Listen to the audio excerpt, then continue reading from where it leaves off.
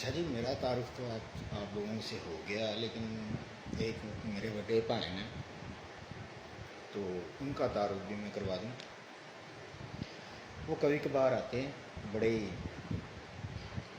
वो बड़े हैं, वो किसी की बात नहीं सुनते। तो एक दिन तो ऐसा हुआ कि मैं जैसे ही मैं सो के उठा ना, और वेड़े में कदम रखा ही था, तो खुशगवार हैरत हुई। और मैं वड्डे भाई की साथ तो बिलागत पर निसार हो गया।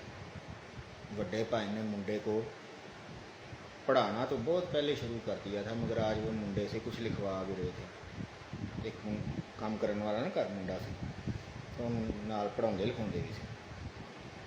मेरे दिल में भी ख्वाहिश उभरी कि मैं ना काश हर घर दे विच एक वड्डा भाई हुंदा जिहड़ा सारिਆਂ ਨੂੰ पढ़ा लिखा सकता। मैं थोड़ा जिहा नेड़े होया तो भाई ना बड़े प्यार नाल मुंडे नूं समझा रहे थे, लिख कुत्ता नाली में गिर गया, लिख कुत्ता नाली में गिर गया। और मुंडा लिख कुत्ता पर अटका हुआ था। तो भाई ने कहा अगे नाली में गिर गया लिख। भाई ने मुंडे नूं आख्या कि अगे नाली में गिर गया लिख। एन वड्डा पा के अलफ लिख ते अगे लाम पा के वाए छोटा पा दे, इंजे बन गई ना नाली। मैं जो मंजर वेख्या तो भाई नूं अपना उस्ताद मान लिया सी मैं उस दिन। हाँ जी। फिर वड्डे भाई ने मैनूं देखा तो समझाउण लग पे कि दाल दाल दाल नाल दाल किवें बनदी है, तो दाल दा अध किवें करीदा, रोटी नाल वट्टी किवें बनदी ते रट्टी किवें बनी।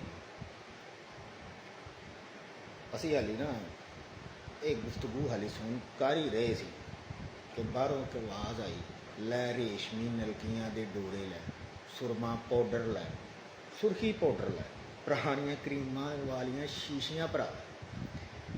हाली मैं सोचन ही रहा कि यार की काम शुरू कर लिया लोगों ने। कि एक होर आवाज़ आई, टुट्टियां जुत्तियां तो कूड़ा, लोए लैलन तो कूड़ा, कापियां किताबां तो कूड़ा।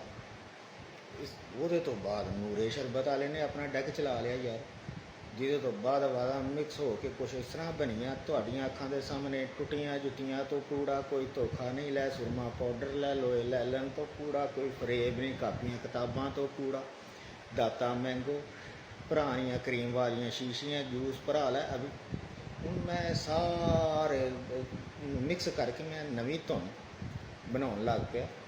तो हाली मैं सोच नहीं रहा कि राणे का मुंडा ना बाहर निकल आया, जड़ा गाना जड़ा ना उन्हें तराना पढ़न दिया, इस परचम के साए तले हमने एक हैं हमने एक हैं। वो भाइन ने आख्या वो बगैरता खलोया तेरा बेड़ा तरजे, तू की आखी जानते हैं इस परचम के साए तले हमने एक हैं, तू सारा वजन ही नून ते पाता। बगैरता अलफ ला के तू नून लाता, नून भी ला दे चल। क्यों मुगल साहब, मैनू भाई ने पूछा। भाई हाँ मुगला ठीक है ना, वह नून ला दे। इन्हें अलफ तो पहले ही लाता सी, नून ला दे। असी इंज ही हाँ, इस परचम के साए तले हम ये हाँ तुसी भी समझ लो, अलफ भी ला दो तो नून भी ला दो। ना एक है ना नेक है, इस परचम के साए तले हम। आहो ठीक है जी।